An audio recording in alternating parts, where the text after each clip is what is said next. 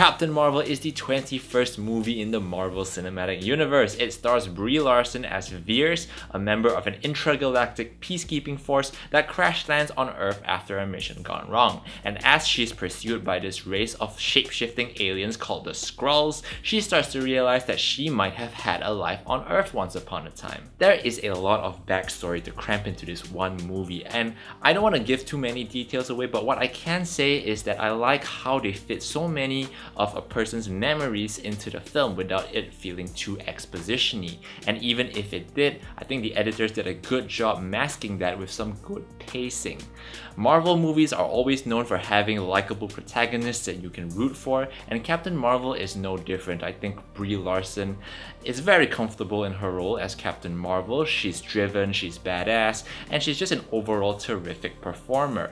She doesn't have to show too much range in this movie from a emotions perspective, so I can't really analyze further than that. I am also a fan of the effects in this film. In addition to the regular CGI explosions and spaceships, I do think the de-aging technology that was used on Samuel L. Jackson and Clark Gregg's characters were pretty seamless. And as per usual, MCU movies have a humorous edge to them, and I think a lot of the jokes in this film hit, especially those that banked on the fact that they were in the 90s. That being said, I didn't really have a great time with this film. When I left the movie theater, I have to admit, I was kind of like, yeah, that was a good movie, but it didn't really make me feel strongly about anything at all. I mean, there's nothing that's particularly surprising about the story. The movie as a whole was kind of vanilla, to be honest. I think it's shot well enough and directed competently by Anna Boden and Ryan Fleck, but I do feel that it's a victim of the MCU's own success. If you've kept up to date with the MCU movies, then you know that this is sort of like a build-up to Avengers Endgame in April 2019. So I treated Captain Marvel sort of like a stepping stone to Endgame, same way I did with Ant-Man and the Wasp last year. And I understand that that may be a little bit unreasonable considering this is its own movie, but I realized that the hype for Avengers is so great, it's actually distracting from the stakes presented in this film. Yes, I enjoyed seeing all these characters interacting on screen, but I've also seen all 20 previous MCU movies in the series, so I guess I've just gotten bored of seeing the same thing.